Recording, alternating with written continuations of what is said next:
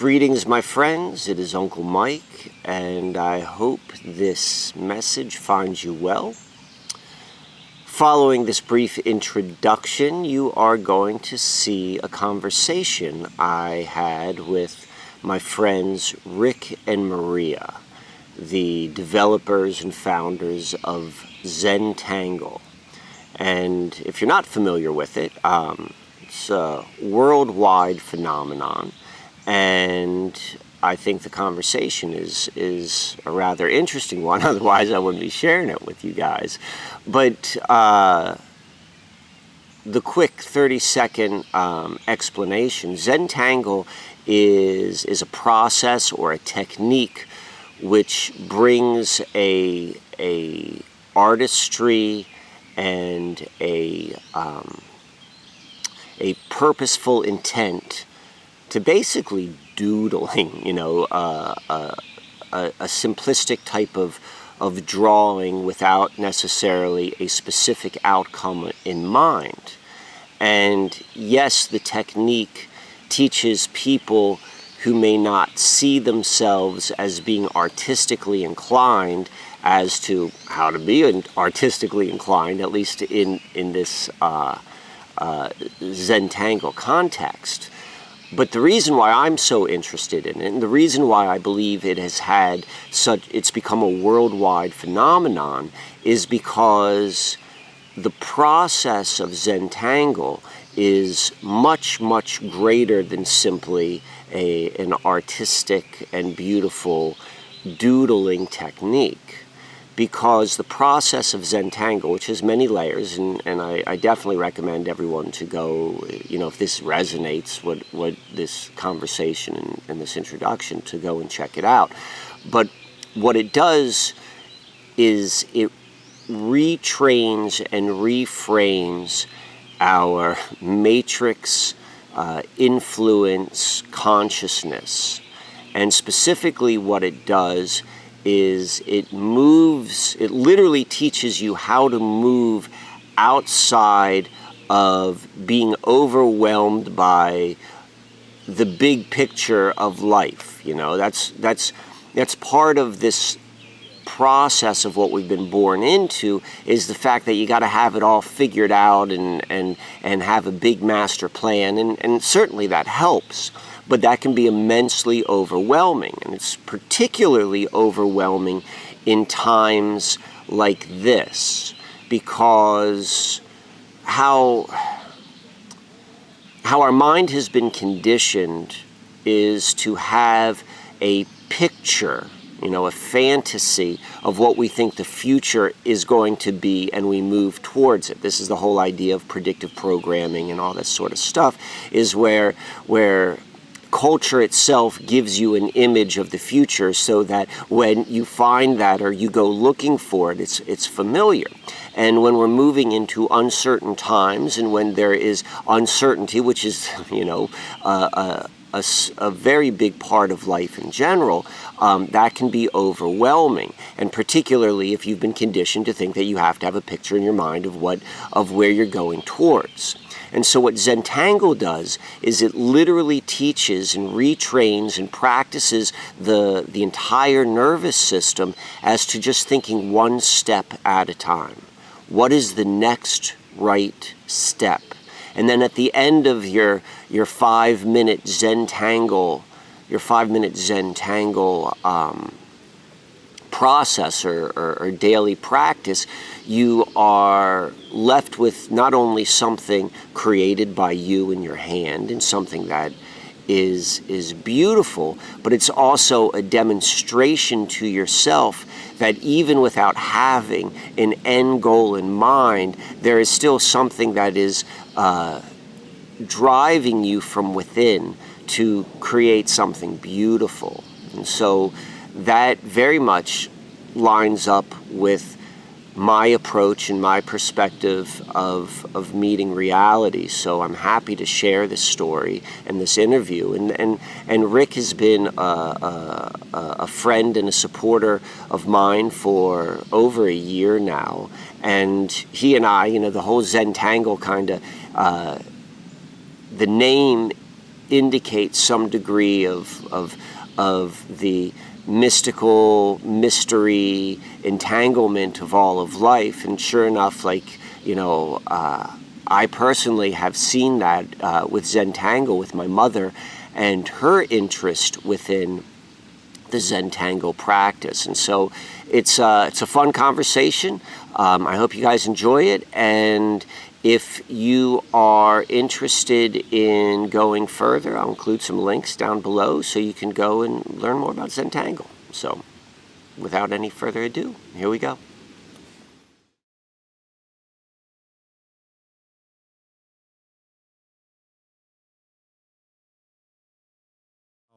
We had so much fun, like having the conversation and talking with people. It was like, well, let's do more of this. And I remembered you as like, oh, and also to get out to different people, because we're sort of in our own little world. And I'm thinking, well, who else has a podcast that would want to, you know, be interested and talk with us? And great character behind you. Who's there. that? That's Mr. Rich. He's the gnome man. Okay. He's got a presentation. So like people come all the time and he gives tours of the location, and it's a real Lancaster tradition. And so we'll probably see a little there's a small group coming by in probably an hour or so, but you'll be able to see it in the background. Adds to the experience. What is the reason for going there? So Gnome Countryside is in southern Lancaster County, kind of a swath of, I don't know, maybe like 8 or 9 wooded, forested acres in the midst of Amish farmland. And it's been in operation for at least 35 years. And the wooded area has been painstakingly, with love and tenderness, carved into beautiful trails. And it's often the very first natural wooded experience for a lot of children in the area. So they might be first graders, kindergartners, and they'll have a class, and everything within the trails it's appropriate for that age, but it's got a gnome sort of motif to it. That's why he's dressed as a gnome.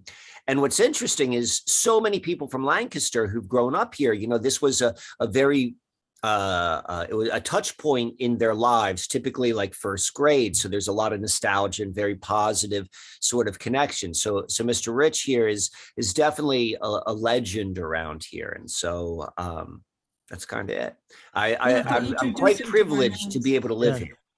Yeah, we have gnomes all throughout the house. So, and Maria used to make them many years. I have many some years ago. Big ones that are made like. It's hard to explain. They're like soft sculpture dolls but they don't look like kids' dolls. They're characters. I'll have to send you pictures. Yeah. Definitely send pictures. There's gnomes everywhere. I mean, I just reach right here, like, you know, they're just like everywhere you look. There's like gnomes. People send them from all over the world. It's a fun thing. Go get one. Yeah. I'll go get one. Wait, Hold on. I'll go. You guys chat. Why? No, you get to know each other. I'll go get it. Okay. I'll go get it. You're going to get the lady? Because the other guy is on the roof, on the ceiling. I have one that's on the ceiling, intertwined in one of the light fixtures, you know, looking down, and then the other, the lady. And what happened was I as an artist, I was really into like, you know, drawing the human body and all that stuff. So I made these all correct. They first started out as an art piece, and then I clothed them afterwards. So they're a little more, they're not something I would give a kid to play with, but they have a posable structure, and then soft, and then like nylon stockings over that, so it looks like skin and all. I mean, wow! Yeah, now I'm really curious to go. Yeah. What it looks like. And they're just kind of cool. I went to a when a guy takes an animal and stuffs it. I went to that guy. Yeah. And I got the eyeballs, and I mean, just crazy kind of thing. If you're gonna do it, you got to go all the way, right? Oh wow! So this is the lady. She's sitting in a sitting position, but I can have her holding things. And Are those peacock feathers? yeah. She has different purposes in the household. You know, you can see her legs. She's kind of an old lady. You know. But she's got boobs and the whole thing. I mean, it was originally a piece that I was kind of fooling around with for soft sculpture. But I'm also a seamstress, so I made all the clothes and this leather, and I made the shoes, embroidered all the shirt and everything. Cool, right? Very, very. The guy is really interesting, but that'll have to be another day. I'm so tactile. Like I want to touch it. I want to know, like, you know, what is the It's very soft. It's very the density of the stuffing, you know, like a stuffed animal, but it doesn't have fur. So it's made with nylon stockings. So you can see like almost like a skin type thing. It's old. This got to be 30 years old. That's 30 years old. Wow. Yeah. So, but you can see her eyes aren't really human eyes. They're more like animal eyes, you know. Because they're no whites. It's fantastic. That's quite impressive. I love I like fabric arts a lot, like anything with textiles. I used to do a lot of sewing, and my mom was a seamstress, so I grew up in a big family having to make clothes. It wasn't like an option. We made all our clothes, and when my kids were little, I would make clothes out of old clothes. I mean, it was that kind of creativity and Necessity. Yeah. Out of necessity, and necessity more so being like I was interested in making something, and I don't think that being frugal. When I was first married, I had 3 kids and no money, and but I had a lot of time, and I could do anything. I mean, I'm one of those creatives that'll do whatever needs to be done, and I made the best clothes because I'm a designer too, a fashion designer. That's what I do. I can do it better than anybody that I could afford. That I found myself in a very similar position with. I used to make a lot of, I mean, for lack of a better word, I'm going to call them spiritual tools. And they were beautiful, spectacular, like, you know, beginning with wood and like crystals, and just like I developed this technique to like the goal I always try to make was to make it look like I wanted someone to have no idea what it was, how it was made, or where it came from. That was always my motivation. So I made these beautiful things, and then I would show them, and I would carry them around in like a dish towel. And I would think in my mind, I'm like, that it's just not in alignment. Like the thing I made was so spectacular. And there's the dish towel. So out of necessity, I was like, you know, I've got a really good eye, and I've got a good eye for detail, and I love bags. So I was like, I can make my own bags. And out of necessity, I started learning how to go and make it. And what I would think is, I know that my great grandfather was a tailor because my mother used to tell me, my mother's grandfather. And I'd be like, I don't really like to ask questions. So I like to figure it out my own. So I was like, I know somewhere within my DNA, there's that knowledge. So I spent some time like just kind of like opening up to the idea that all of this sewing knowledge is within me, and then just like, okay, I'm going to start doing it. And you know, if I'm being rather honest, I think I'm a pretty good seamstress myself. Here's one of the bags I've made. This is an old Federal Reserve bag, which I turned into a drawstring bag, which I carry around. I make a lot of those bags. I mean, this is a rather simple one, but I love the making my own stuff. And so I really appreciate it, and particularly to talk to someone who actually knows what they're doing.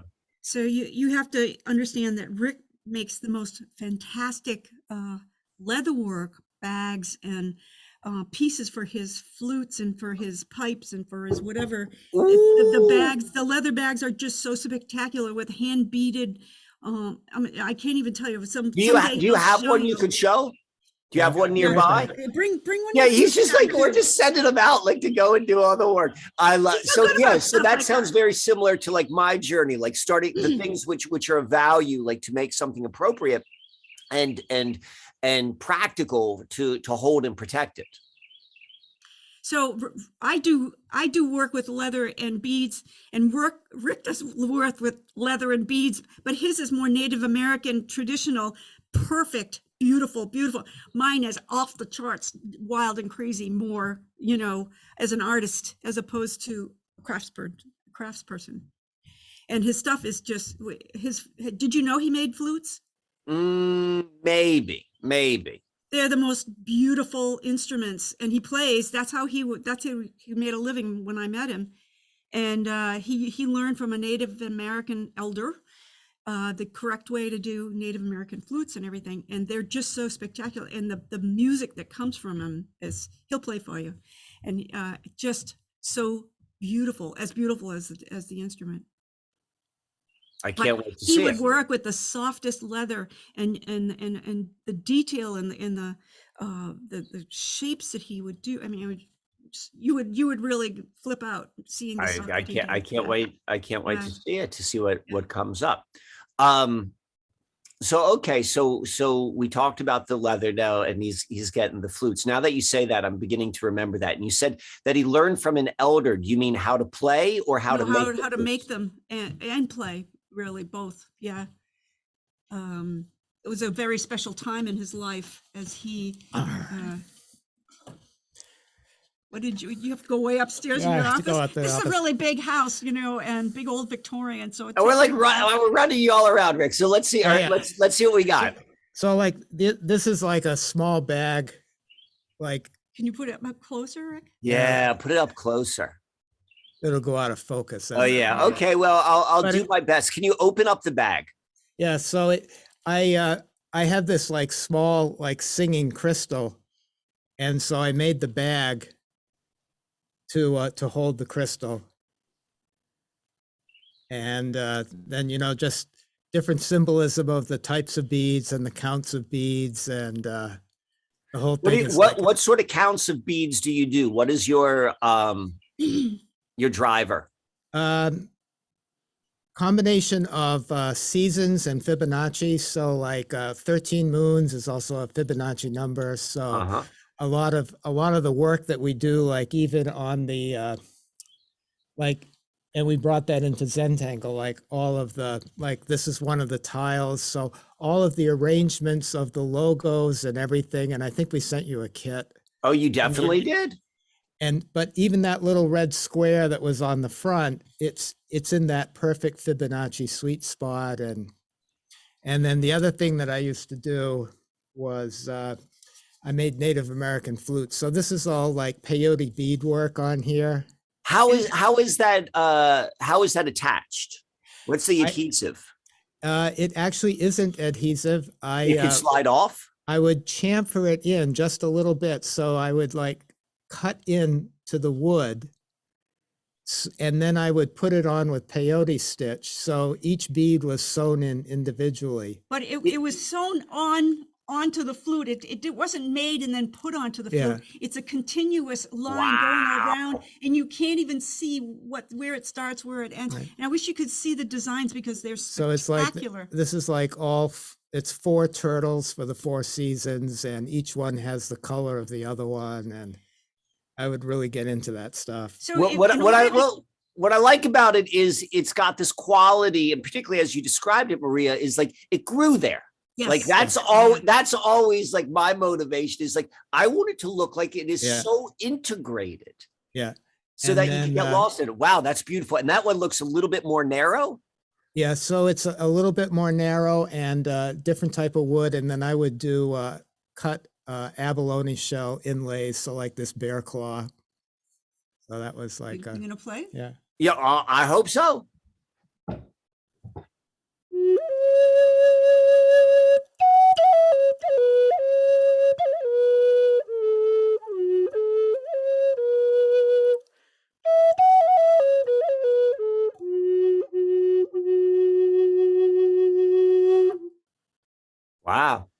Wow. So that's what I was doing when we got together.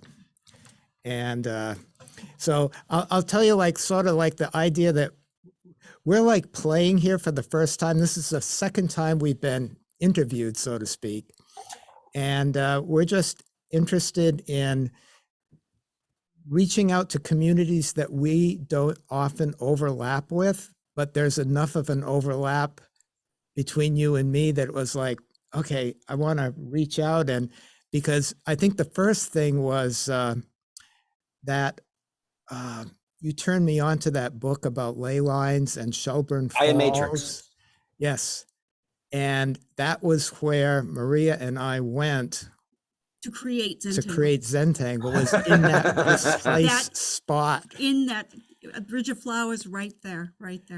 So how about this? Because I've got context. I know who you guys are. And I kind of like how our conversation just began, like we're talking. And so now for the folks who are watching, we're, I don't know, like 10 minutes in or so forth. Why don't we give that context to the viewers of Zentangle and what that is and your relationship with that? And then we can circle back to some of the earlier stuff with the flutes. Okay. Well, Rick and I got together almost 20 years ago. And actually, I was going to tell you this thing. We interrupt each other all the time. But this is really cool. And you're going to love this. So we got together as of this last March. It would be 19 years. So it's a full metatonic cycle. I think I'm saying that correct, right? I believe so. So I say most things incorrectly, so you're asking the wrong person. So I have no idea what you're talking about, so I don't really care. So every 19 years, the position, and help me out on this, Michael, every 19 years, the position of the sun and the moon relative to each other on that particular day resets. So if it was like, for instance, if today, May, what is it? 25th is the full moon. It isn't, but let's say it's the full moon. 19 years from now, it'll be the full moon on May 25th again.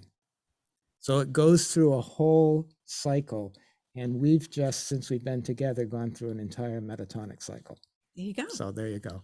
And so we could go down so many different rabbit holes, because you're bringing up so many of my favorite topics. But I just want to point this out, which is to me one of the most interesting things about the lunar cycle is the fact that particularly when you're looking at real-time lunar cycles, like, the lunar cycle we're in right now, like there's a randomness. Like, is it 29 days? Is it 30 days? Is it 28 days? And it's seemingly not, there's not a stability.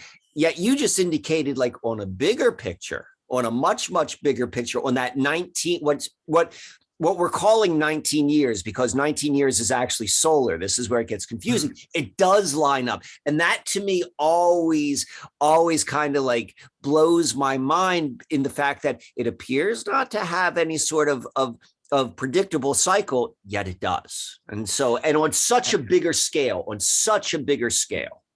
And so this is one of the reasons I'm really psyched to talk with you, because it's all about patterns, and we're all about patterns, because Zentangle is basically drawing with patterns, and we look at patterns as colors.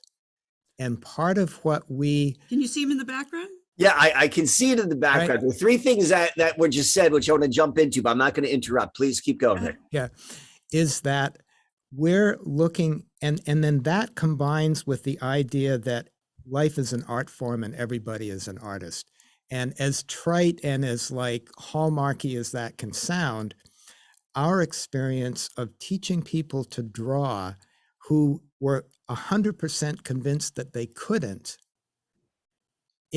not only do they have an amazing experience while they're putting pen to paper, but they end up with something tangible that they quote unquote knew they could not do. So it involves this whole changing of the self-definition of creating beauty. Instead of like consuming something that somebody else made, they've just made something that they were told they couldn't do. Ability. They learned that they had this ability. Yeah.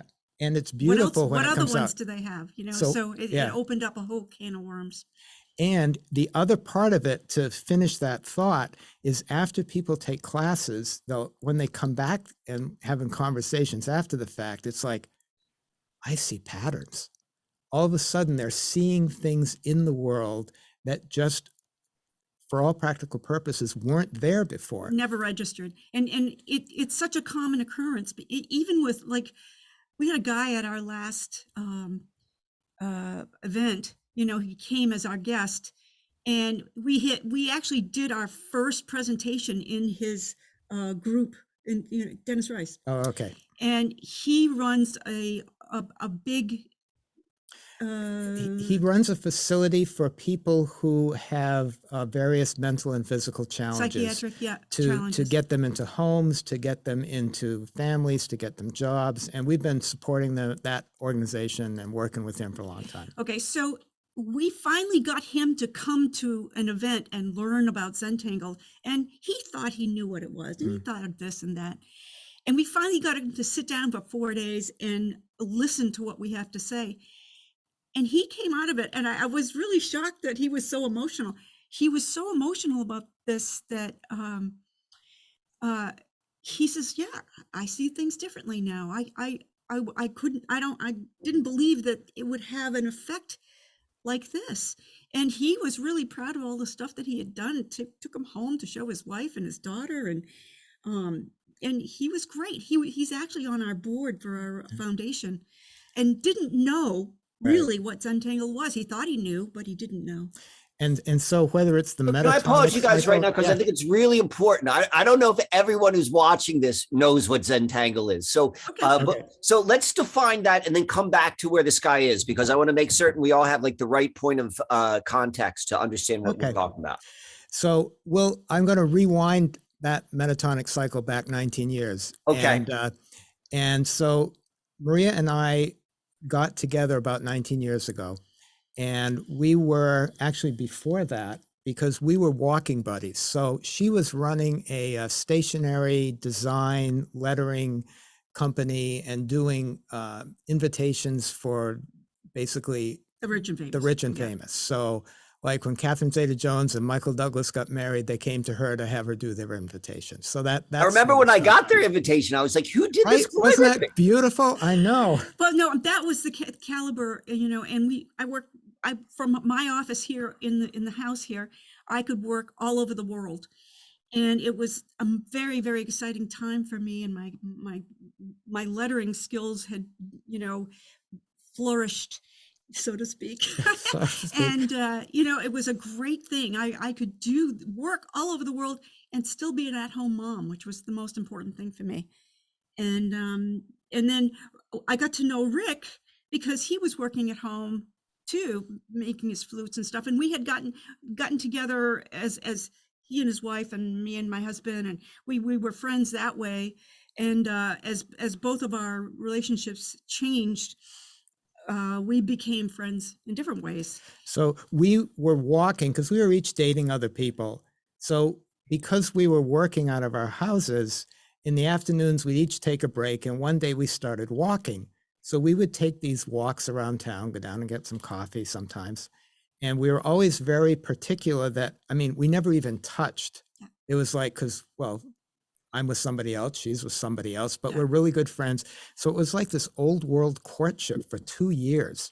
2 years? 2 years we were walking together, buddies. yeah. Right. And we talked about everything. We talked about geometry and we started right from the start on our walks. We would inevitably find money, a penny, or it was right from the start. And we started collecting, and we have it all upstairs with 20 years of coins that we found on the road. And there's a thing this full of pennies and nickels, dimes, $50 bills, $20 bills. We have it all upstairs. We've never spent a penny. Yeah. And it was a part of our thing. And every single time we would walk, we would find at least a penny, if not more. So we're walking. Yeah. Okay, go on. Because I'm such a romantic. I absolutely, and the fact that you're telling me that this is relationship, this 2-year courtship is like bursting me. I love this. So keep going. But the way we connected was my first or only, my wife at the time, she's now passed away. We came back to take care of my aunt, and came back to Whitensville, which is this little really, town. We both live in grew a up really here, tiny town. Okay, you can't get there from here, kind of town. Yeah. And I had done my first CD and I needed somebody to do some lettering on the cover of the CD. And so my aunt said, well, there's this lettering artist in town. And She lives up on the hill. Yeah. I went up there. This is and met before her. you two met, before you Right. started the Yeah. walk. Right. Okay. And so that's how I reconnected. We went to high school together. She was 2 years ahead of me. So that was like totally out of range for somebody in ninth grade isn't going to date a really hip senior girl at that time. So, but anyways, I thought it was like 3 10th years. grade. Oh, Yeah, okay. 10th, 11th, 12th, right. Okay. But anyways, so after we're just walking and we talked about everything that people don't usually talk about before they get together, finances, religion, politics. Mostly it was about art and geometry. So I was using Fibonacci and proportions in looking at the market and doing that. And Maria was using it in her art, and we just got really, really deep and close, and we're picking up flowers and pine cones and counting petals, and we became sort of an institution in town of walking together and talking and everything. Oh, you could tell, and we were, we were talking the entire time we were walking. It was never just, quiet meandering. But one of the things that was really cool about this is that Rick taught me a lot about Fibonacci and sacred geometry and all that. But what happened is he came and started analyzing my work, and it was already in my work. I mean, he took his tools and he measuring things and because that's what he does. But I had enough of it already ingrained in my personality or Right. whatever, and it was there. It's in your body. It's in your body. It's coming through you. So go on. Yeah. Through all of us. Through all of Yeah. us. What happened is, and then I started studying it more in depth with him, and we read books, and then we would, we had like homework at night, Like and in the morning we would Egyptology talk, stuff, and my art grew from it, so I was more aware of it, even though I had it before. I was more aware of it now, and purposely put it in.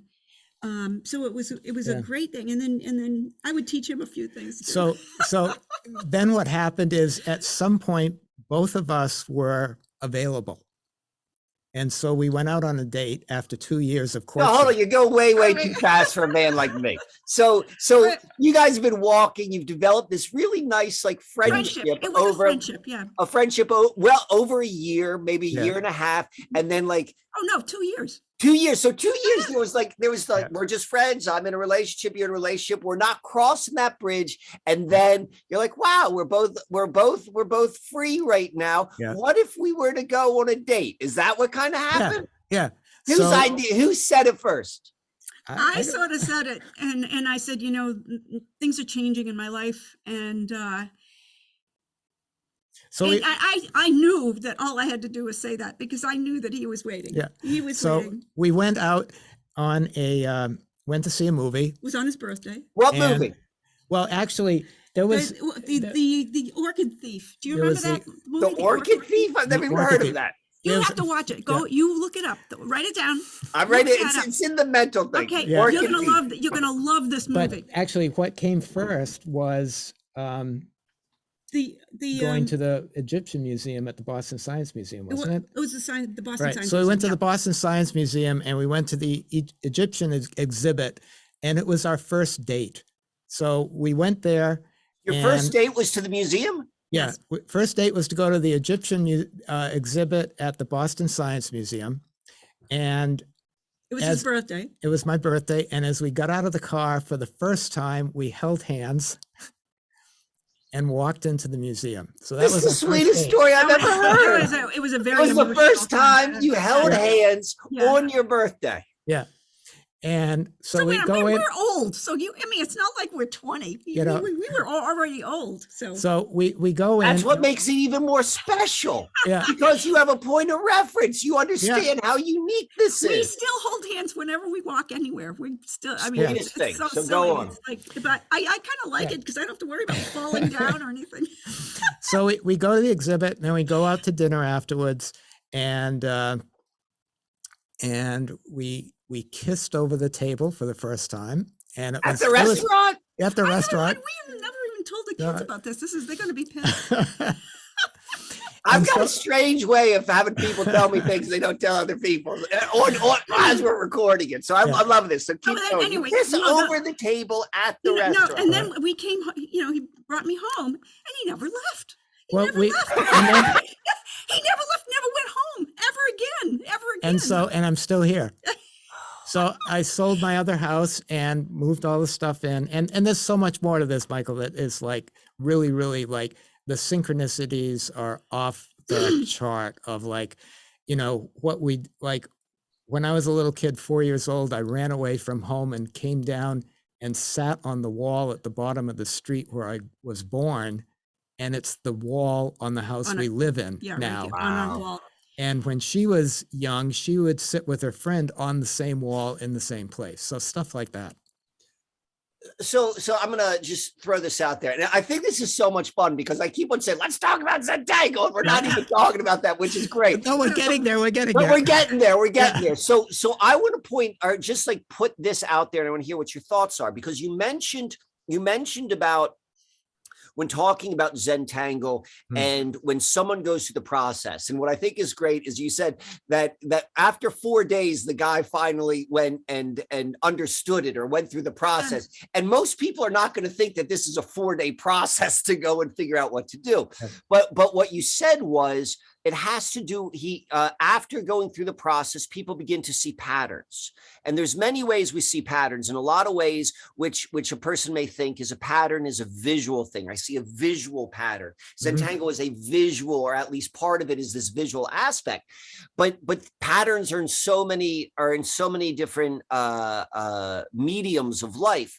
And so to me, what you just described as a child sitting on that wall and finding yourself on the house, at this house, is like, that's a pattern. Yeah. And we might call it synchronicity, or we might have another word for it, but there are these patterns. And that's one of the beauties of experience, is like, now you begin to recognize patterns, and they're the craziest sort of things.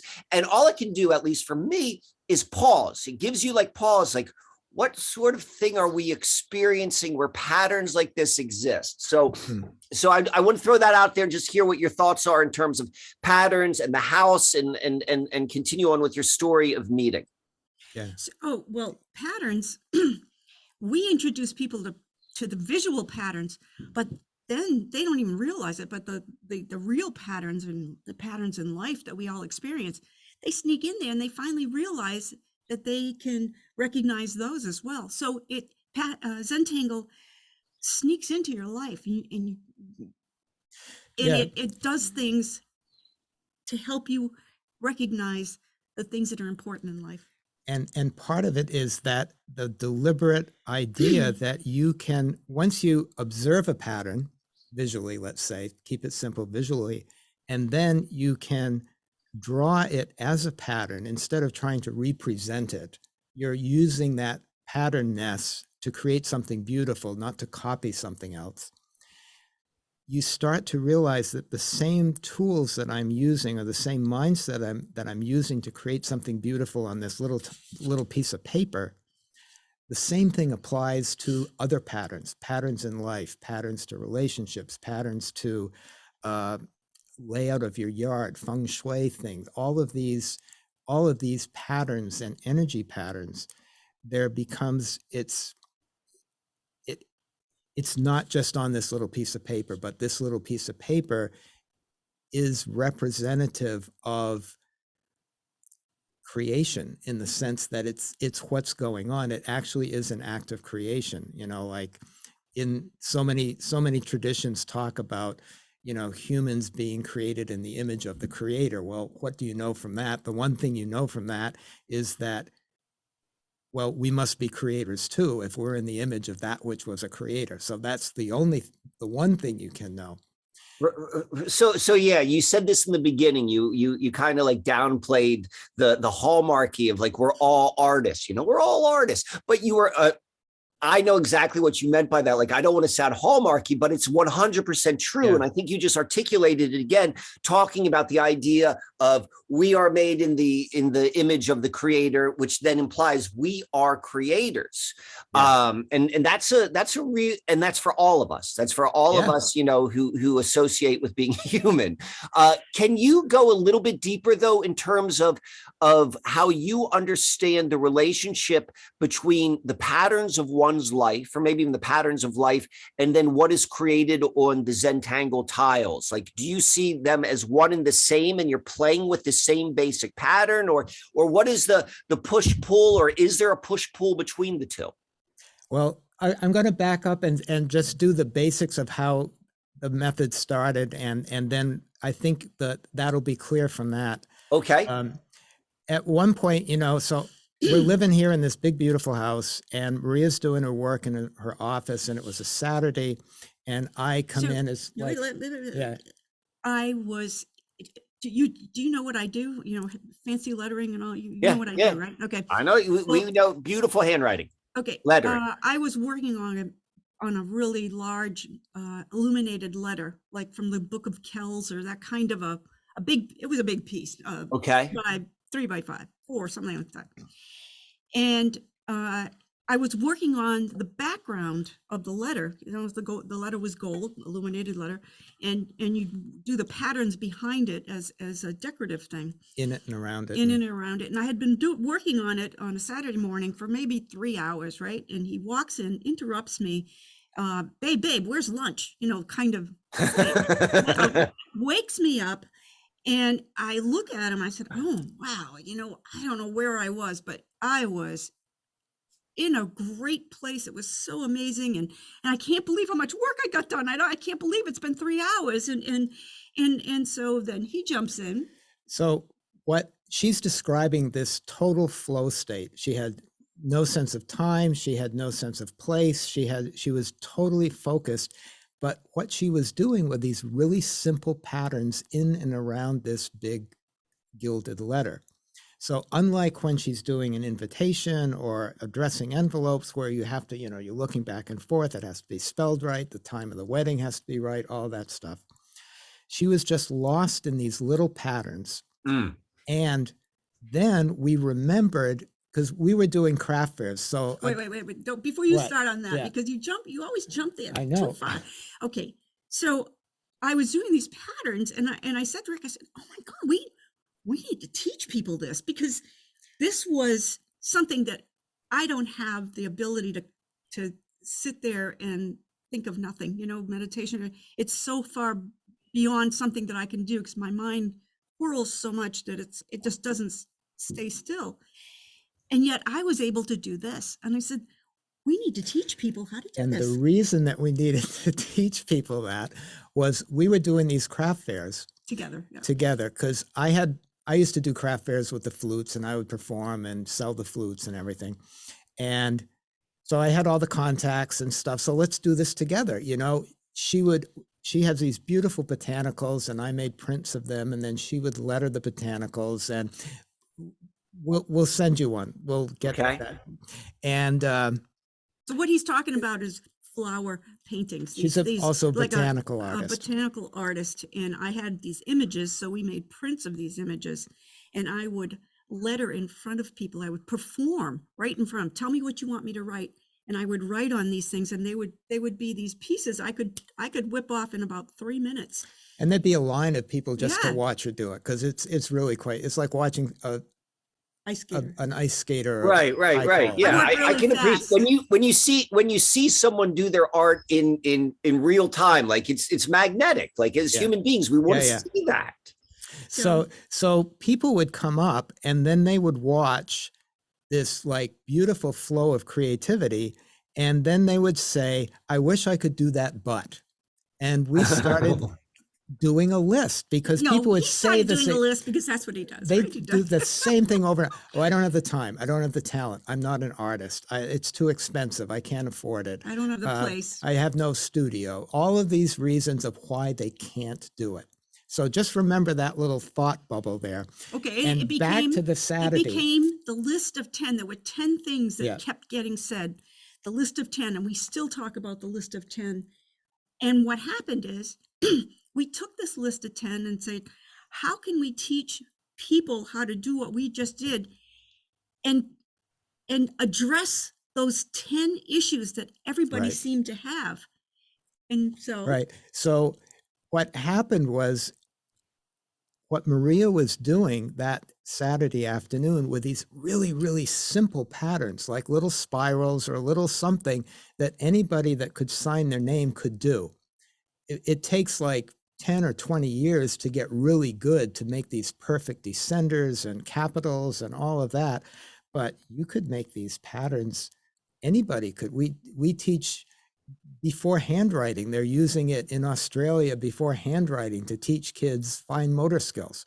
So then on that Saturday, we then said, and this is the magic, and this is the one thing that I want to, we always try to convince people of, that when this magic happens in your life and whoever's watching it life, is to grab it. Because the one thing that we did, I think, was pay attention to that moment and the importance of that moment. We bought a blank book and we made a reservation at the center of where the Bridge of Flowers was. And the next day we took 2 days off and we went to that place. We didn't know it was a special place energetically like that, but we ended up there. And in those 2 days, the driving while we were there, it was like whoever wasn't driving was just writing the conversation down. And it was like we were taking dictation. And however you want to frame that, just the fruit of all of our experience in life or whatever, it came together in this alchemical magic or channeled or whatever. We just wrote it down and we've never changed it. And specifically, what were you writing? Like, you were writing down a plan of action? What a vision? What were you? Listen, okay, so we had these 10 excuses as to why people said they could never do what we do. And do you have the 10 excuses? No, but I've got a tile. Okay, so what we did was, the first thing, I could never do this. Or I don't have the time. Okay, I don't have the time. So we thought, well, how much time in a day do you think people would be willing to give up to do this? Okay.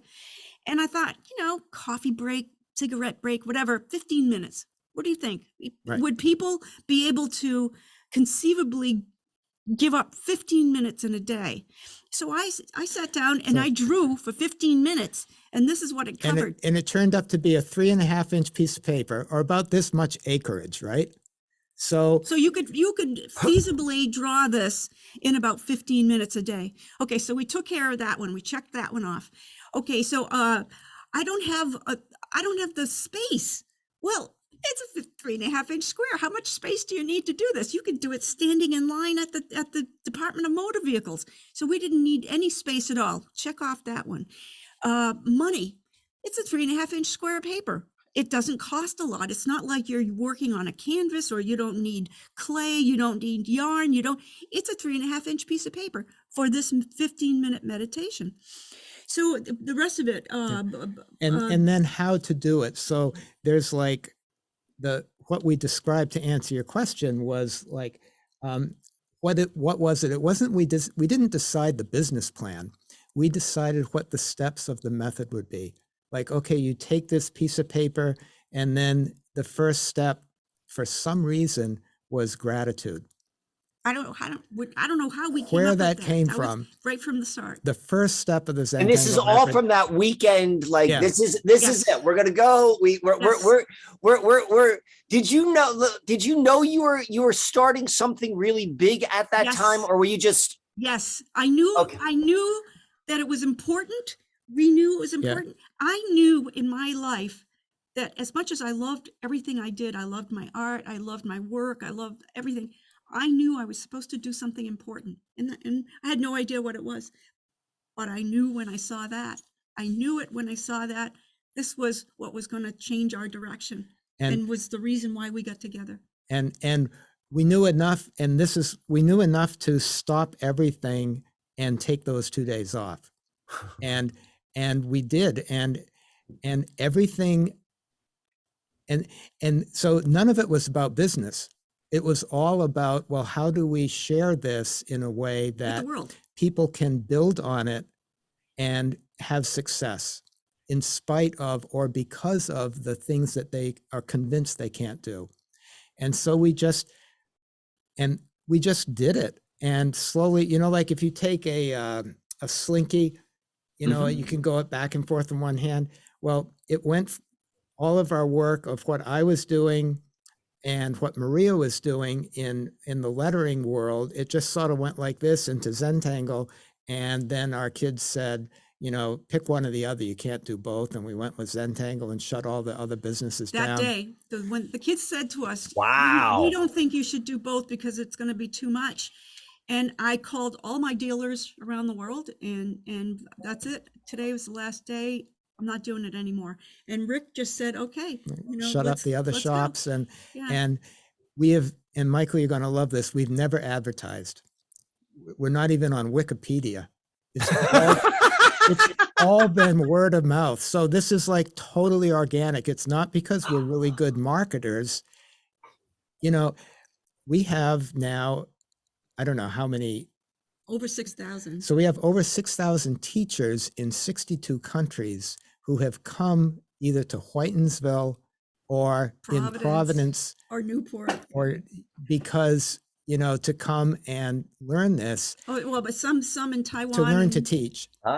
Some with Taiwan and Germany too, because we have satellites. So we have people doing, and the 4-day, it takes about an hour to learn the method. The 4-day thing that we were talking about was training teachers to teach it. So it's just gone crazy. And the thing that, as important as we knew it was enough to just, okay, this is our focus, is that we did not expect the healing benefits.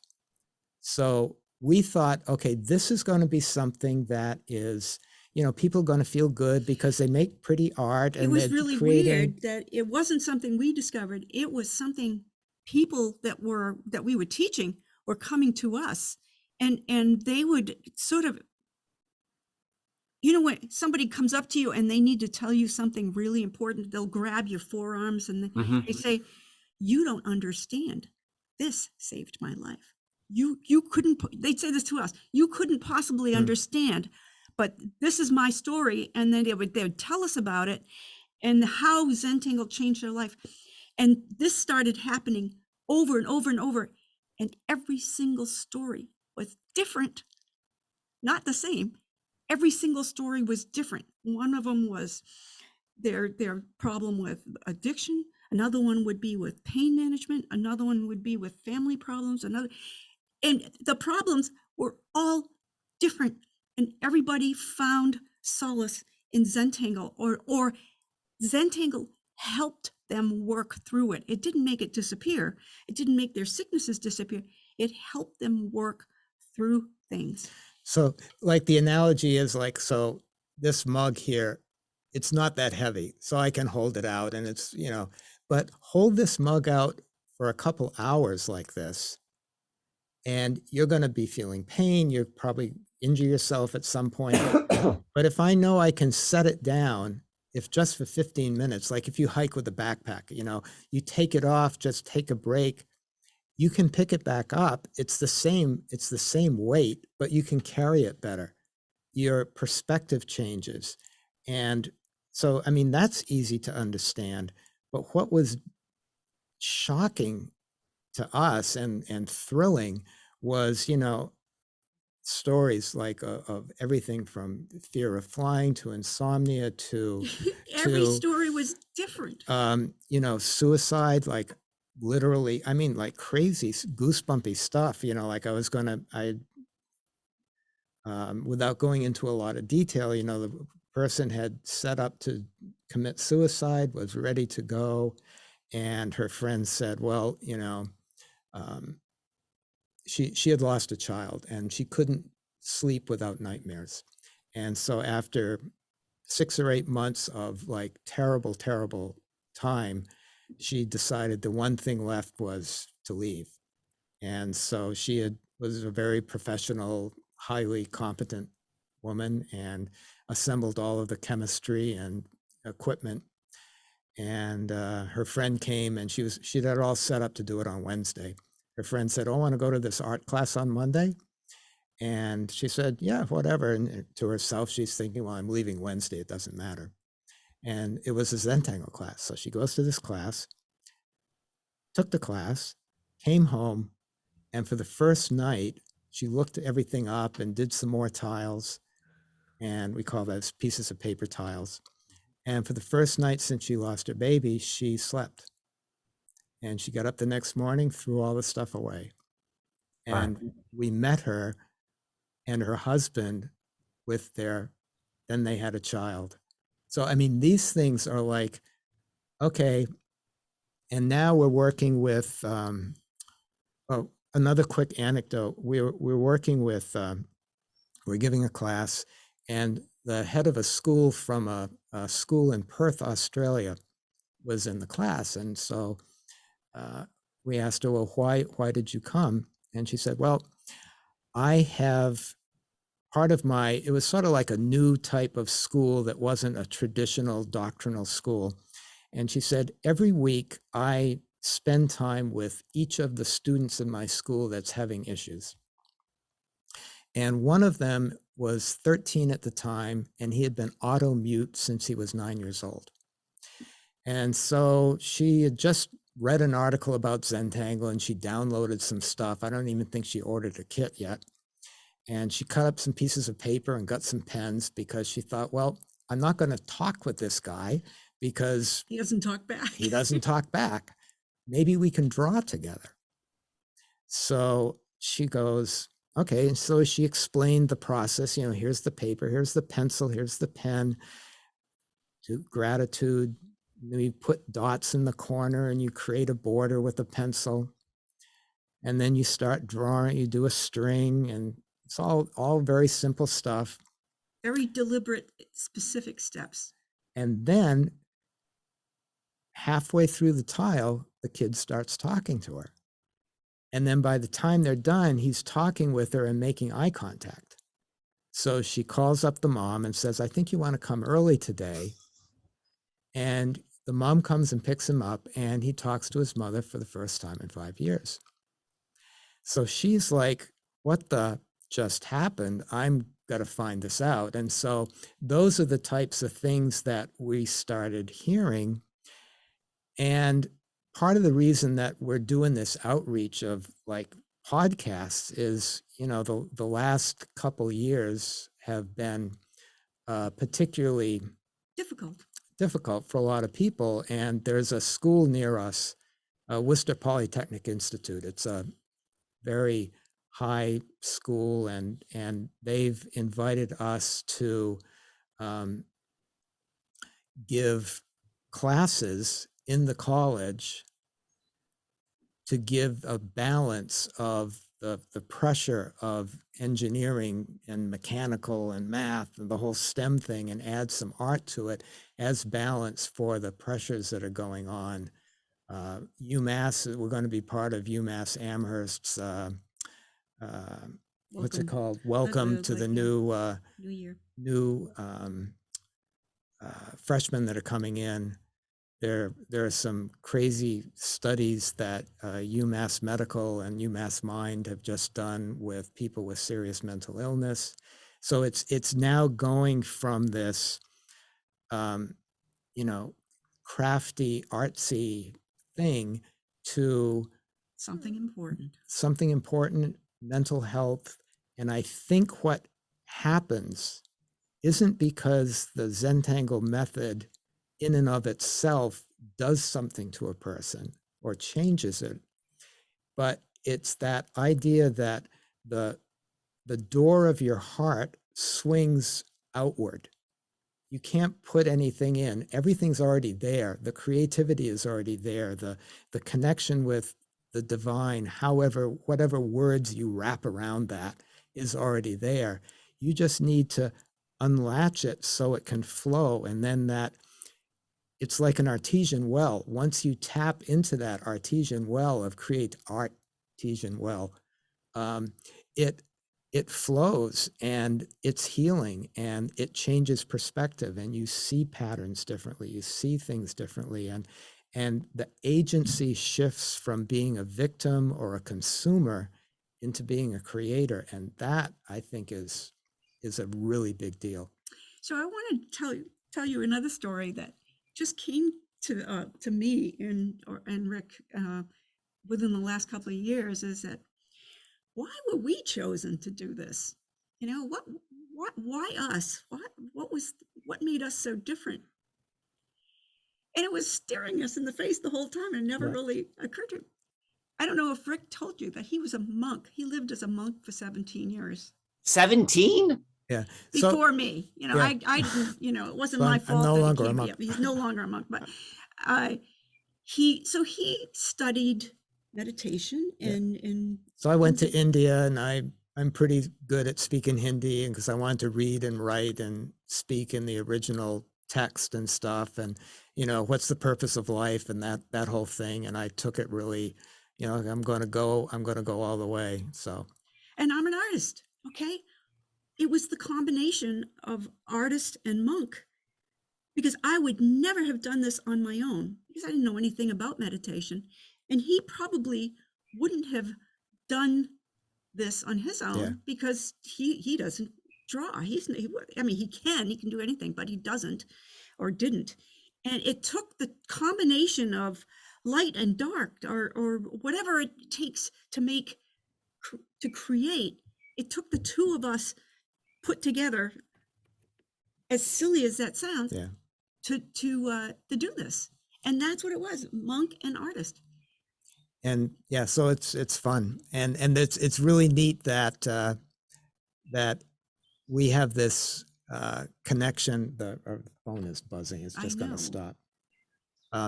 We have this connection with you, Michael, because of that. The whole ley line of that book that I was listening to you talk, and then when I contacted you, you said, "Oh yeah, my mom does Zentangle," and that was really cool. That was so. I want to go down that lane because I think that's interesting. But I want to ask a question before I go down that, and I want to know when was it in your process? It sounds like you began teaching this, and then you started getting this feedback from people who've gone through the technique, and they're like, and you're realizing that it's more than what it looks like. Right.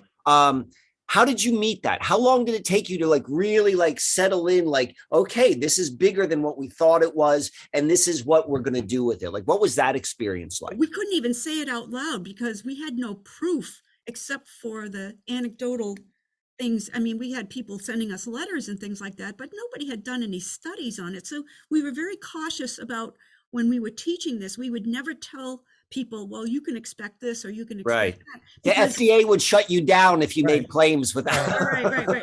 And we still don't say that. And when we're teaching, people can tell us that, but we don't tell others this. And it was it all grew really organically within the first couple of years. Everything, all of the steps, and we're really grateful. So one of the key things is we never took a loan. We've never had debt. So we were never pressured to get ahead of ourselves to force it to pay a bill or pay a creditor. We never gave anybody control over what we did. We were the sole creators of this product. So, I mean, it grew so organically. We, on the 10th anniversary of Zentangle, we had a friend of ours do a stained glass on our porch, and it's of this angel. And we're a really small company. We work out of our house and rent some space across the street. And our friends and family, our two daughters work with us. Our extended family works with us, and some neighbors, and our angels, because it's almost like we've got this other team that brings us incremental steps at the right point. And I don't really know how to word it, but we had, it's yeah. like guidance that comes in, or synchronicities that come in, or people that we meet, or things that happen. And it's all been organic, and it's all based on, I think, our foundational sense of gratitude and trust in this process. We weren't interested in getting rich. We weren't interested in being famous. We weren't interested in any of those things. But the uh, the, the the feeling we got from teaching, and the you know, was so amazing that that's what drove us on. Not the promise of a big house or new cars or anything like that, because we still have the same house and the same cars. Yeah. It's not like that was our goal. Our goal was to teach this to as many people as we could. And we would teach, in the beginning, we would teach anywhere that would have us. Yeah. And it just grew from there. We just go at the bookstore, and we made a little kit. And I think when it first started to get beyond the town, is somebody heard about it at the Tennessee Arts Association, and would you do something online? So we did this little thing on YouTube, and so many people, this is like 16, 17 years ago, so many people logged on that we lost the audio. We still had the video, and we could type. So we did the class with Maria drawing and me typing. I'm typing away. Instructions, yeah. Now pick up your pen, you know, and we did the whole class. And from then, it just like people told people, and yeah. In our first seminar, seminar where we were going to teach people how to teach, we had people from Asia and Netherlands and Belgium and Canada, and US. We didn't even we couldn't advertise it. We had no, I don't even know if we had a website by that time. Yeah, we had a website and a newsletter, and people said, yeah, well, they came to Whitensville, which is in the middle of nowhere. Yeah. Nothing. There's nothing else to do in Whitensville except this. Wow.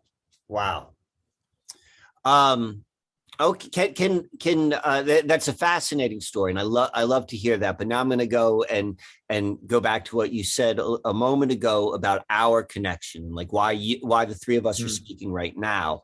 And maybe I'll set the stage. Maybe was it a year ago? Maybe it was 2 years ago.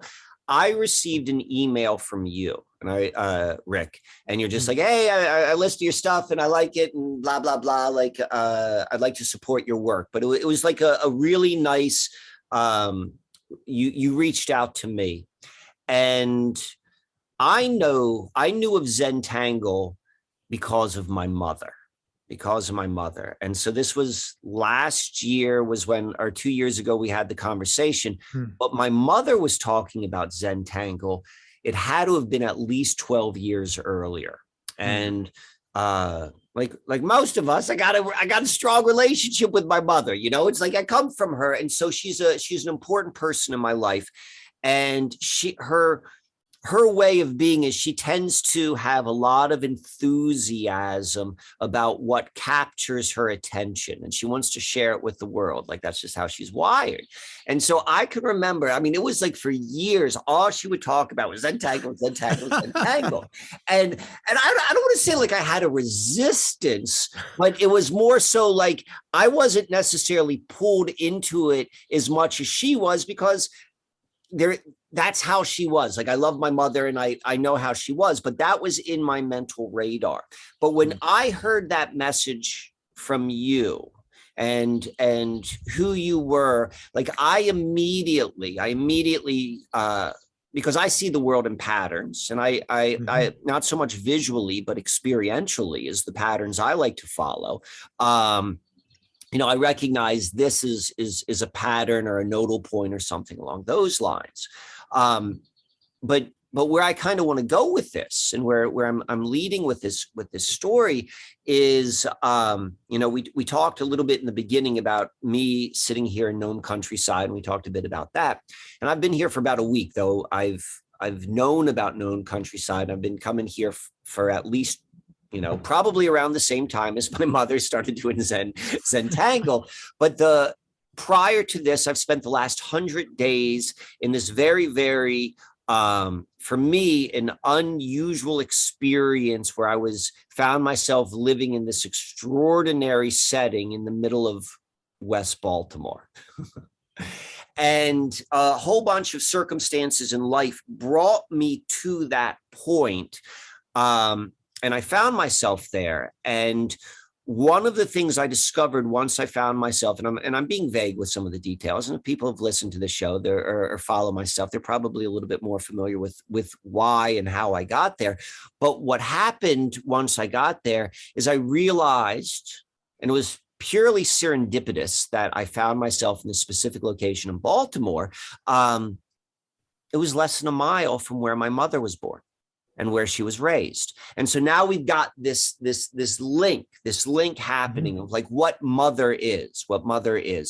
And I can't just look at it from my mother's perspective. I also have to look at her as a little girl and her mother, because she wasn't like living by herself in a house. She was living with her parents. And so with her mother and her parents, or my grandparents, I didn't know very well. And so that came into my story of why I'm in Baltimore, and just kind of really re-examining myself and my life and my relationships and all this sort of stuff. Like that was like literally happening. That was like what was going on in Mike's world. So all of that was going on.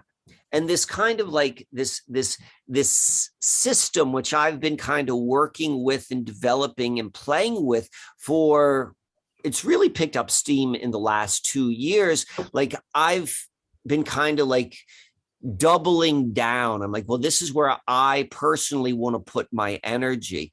And what I'm recognizing is this thing which I'm doing personally is reflected so much in the story which you just told me about your experience with Zentangle. Though I think I'm a little bit earlier in the curve, but it's the same thing. And I'm seeing it through this link of mother and son. That's really where it came from. And so I'm going to say this one last point, and I'm going to stop because I want to hear, give you an opportunity to reflect back. But I've been thinking a lot about human dynamics, and specifically about human relationships. And to me, and you could ask questions if you're curious, is like the primordial relationship of all human beings is mother and son. There's mother and father, and there's father and daughter, and there's mother and daughter. But the first or the primordial, which it all comes from, is this mother-son relationship. And so when we're talking about the impetus of what unfolds life, to me, that dynamic, both archetypically and then also like very, very personally, is a major, major portion of what we see unfolding in particularly this time on Earth. So that was a whole bunch of stuff. I want to pass the mic back to you guys and just give you an opportunity to reflect or ask questions or anything along those lines. Are you an only child? I've got a sister. 4 years old. I'm really close to my son as well. He's the middle child, and spend a lot of time with him. He lives about an hour away, and I can. It's so different than the relationship with the two girls, but I agree with you. I think a mother-son relationship is very strong. Well, and one of the reasons why I say that, and I talk about a lot of these things in comparisons, and there's a tendency in which, what I've noticed, there's a tendency in which our culture has shaped our perception, is that we want to look at things as competition. Like when I say something like mother son is primordial, immediately, like a lot of people are going to feel, well, I think differently. I'm like, well, I mean, it's not about competition. I'm saying the mother and son is the primordial relationship. It's just that simple. We don't know like where the first was born, the chicken and the egg, but there is definitely something that happens between the mother and the son, and the way which the mother looks at the son, and all of this sort of things, that if you look at all human dynamics, it all spurns off of that. And so that's, and I've talked to some pretty esoteric folks. They're like, yeah, that's kind of the idea behind what the true definition of Mason is all about, Ma and Son, and being the true generative force between what is the creative energy between the entire human experience. But that's another conversation altogether. But like, this is all part of it. So when the reason I'm sharing this is it feels so serendipitous to me to have this conversation with you now, with the things which I'm doing in my personal life, and then listening to where you guys are right now in your lives. I think, what's coming to me, what my reflection back is, my relationship with my mom was, I think, tough would be a good way. It's totally different. Was very difficult. And so, having said that, I'm really grateful for everything that took place, because that set up a foundation, and like the tension that was in that relationship, although it wasn't the traditional story, it was like, you pull a rubber band, if you just pull it back this and let it go, nothing happens. But if you pull it really far and put a lot of tension in there, bang, it flies. And so I think because of that, I did things I would never have done, because it wasn't a happy time. I mean, she was sweet. She loved me. And in her own way, she came with a bunch of stuff, ancestral things that it's like, okay, this is my opportunity to heal that for myself, for my mom, for ancestor, all of that. And it has informed what we're doing. And it feeds into the magic and the alchemy of what is coming as Zentangle. So the same thing for whatever you're working on, and the toolkit that you bring to it is so customized, and to trust that process and to have that gratitude for whatever it is, no matter how you might define it to yourself at the time, at the moment, but to have that gratitude, then the fruits that can come from that, the flowers that get the fruit blossom in that sun of gratitude. I mean, that sun and sun, no, there's that too, but they blossom in that. And that's why I think gratitude is so important. And then trusting the process, not, like a radish has a different germination rate than a sage plant. If you put them both in the ground, the radish is up in, like, I don't know, 17 seconds, it's poking up, and the sage will take a week to come up. So just trusting the process and doing it one stroke at a time, because that's a really big Zentangle metaphor, is that you never plan the art. The way it's set up is you can focus on one stroke at a time, knowing that you'll know what to do in the next stroke, even though you don't know what the end result is that you want to look like. So you're not pre-limiting the outcome by your expectation. And it seems contradictory, but when you understand the structure or the scaffolding of it, it then can support something greater and unexpected by the scaffolding. So it's like morning glories growing on some wooden sticks. They go places that the sticks can never imagine, but they could never have done it without the sticks. And so there's this mix of structure and freedom that works. So in that process, wherever you are and wherever we are, and we come to times it's like, okay, now it's time to trust the process and trust our guides. And sure enough, a conversation happens, or information comes, or the phone rings, and it's magical. So one of the challenges that I had in teaching Zentangle was how to teach somebody to be creative, to let go of the control of wanting it to look like the teachers, or wanting it to look like the book, or wanting it to copy and make sure that it was perfect. And my job as the artistic part of, or one of my jobs, or was to, how do we teach somebody to let go of that? And it was the one stroke at a time. if you don't worry about what this picture is going to look like, you can concentrate on the beauty of that one line that you're making at that point, not worry about 3 lines ahead, or not even worry about whether this is going to be a great tile. It doesn't matter. It doesn't matter. This is a meditation. It doesn't matter.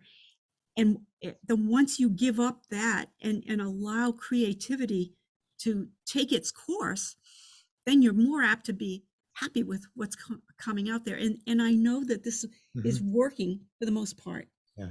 And it was a challenge for us to teach people to let go of that wanting to be perfect. And we have one of our biggest teachings is no mistakes. There are no mistakes in Zentangle, only an opportunity, an unexpected opportunity to do something different that's going to challenge your creativity.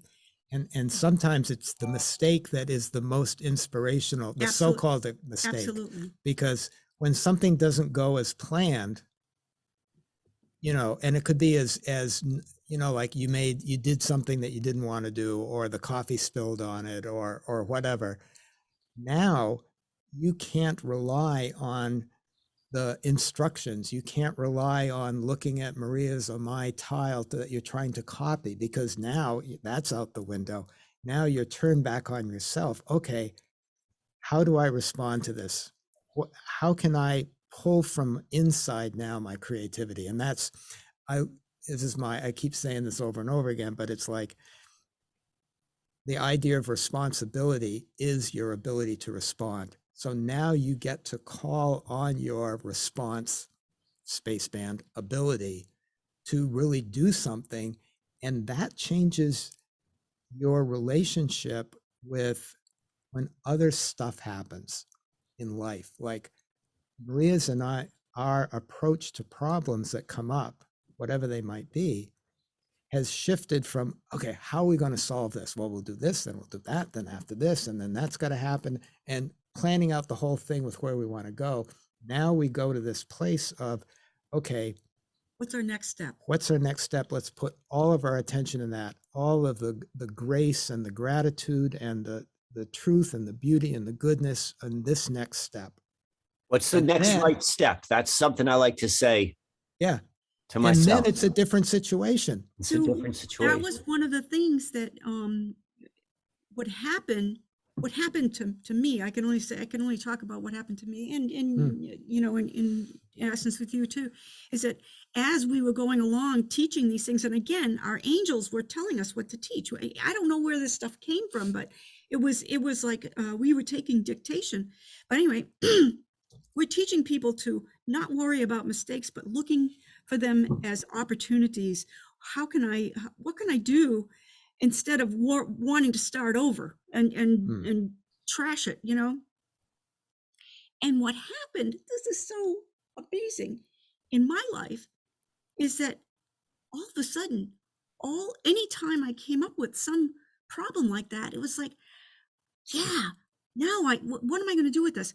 And it always ended up to be so much better than what the original was going to be once this happened. And we're finding from our students and our followers is that they are more capable or apt to look at a challenge as instead of a mistake, as a challenge. Oh, what can I do to get past this? And it's not everything in life, right. But and not only to get past it and not to be disrespectful or flippant about traumas and stuff and really serious events, but what can I do with this to be like in a Nassim Taleb anti-fragile, that not only can I be resilient here, but that I'm going to be better off because of this. When I get through this, I'm going to look back and say, yeah, I wouldn't have chosen it, but I wouldn't change it now. So to me, I mean, this is my perspective, is everything which you're saying, which feels very kind of like microcosmic to the individual, the person who's learning the technique, I think is 100% applicable to the collective right now for where we are and what is before us, because we're, in a way, it's like a fork in the road, and there's there's one path which is being laid out, and it's seductive in the fact that at least there's someone telling me that this is where to go, because everything which I thought before is kind of disappearing. But if I'm to go another path, if I'm to go and really try to create and participate in a radical new reality, the very definition of a radical new reality is you can't picture what that's going to be. All you can do is the next right step. And so when you describe what you described, I see it as a skill set, like it's a mental skill set, like it's something to be honed. Yeah. And what is the hone? Is the ability to trust that I don't have to worry about that, but I do have to worry about this in front of me, and trust in myself to get through it. And the stories which you've told us about how people have responded, regardless of what their unique situations is, the experience of learning how to just focus on the next right step has more or less solved, or at least met them with each of their internal, like, the fear, anxiety issue, and you can get through it, the resilient, the anti-fragility, and all of that sort of stuff, which you just mentioned, right? Yeah. And to counterbalance the fear, I mean, that's the big nut, I think, and once it's amazing the fear that people have been, I don't know where they got it. It's almost cliche, like, people that are in their, our age will talk about somebody early in their life that told them, well, you're not an artist. Well, that doesn't look, you drew a duck and it didn't look like a duck. And they say, well, You can't do that. you can't do it. Do something else. You're never going to be an artist.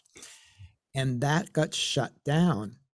And so they no longer trusted their own, and I'll take it even deeper, their own heart connection to their own creativity, that there's a pre-wired connection that you can access. And so that whole thing got shut down. And when they face the terror of it, actually for some people, they're so afraid of the blank sheet of paper. But when we walk it through these steps, okay, we'll just put 4 pencil dots, one in each corner. All of a sudden I did that. It's no longer blank. Okay, I'm good here. And then we say, well, connect those with a line, make a border. And in some ways, I think this is the first time somebody has established their own borders, even if it's on a little piece of paper. And then it all builds from that. And a person starts to trust themselves instead of looking outside. Not that we don't look, we look outside, we look both ways when we cross the street and all that, but to trust your own ability to create something and that you can do it without knowing where it's going to end up, that's a big deal. That's a huge deal. And the fact that you could do it on a 3-inch by 3-inch piece of paper, like it's a pattern of a larger pattern. It's the microcosm. I could do this. I put the 4 dots. Like I could do 4 dots, right? Yeah. Of course I could do 4 dots, and I could connect those lines. I could do that. And then it's like, wow, because it is a truth. And I'm going to keep going back to this because this is my hot button, is like, now's the time we really collectively and individually need to apply that to the overall big picture of how we want to live on this planet, in this realm, because there's a change which is happening right now. And that, I think, is behind why I reached out to you to say, well, let's have this conversation.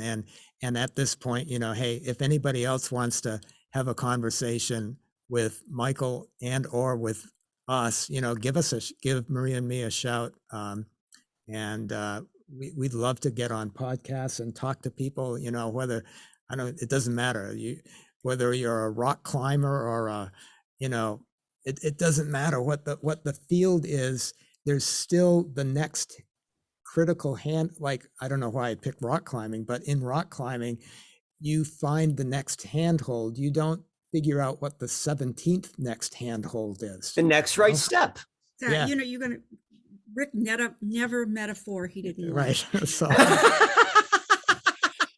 loves metaphors. He just, there's always one, even if it's right, Yeah. spur of the moment. He always talks in metaphors. And particularly now that people start to pay attention to patterns of their own personal behavior, of what's happening in the world, to level up to a different perspective and take, I don't know if control is the right word, but take artistic agency, that they're not just a pinball being whacked by what they Right. saw last on some screen someplace. I think responsibility is the word which I would use instead of control. Take responsibility. Yeah, responsibility.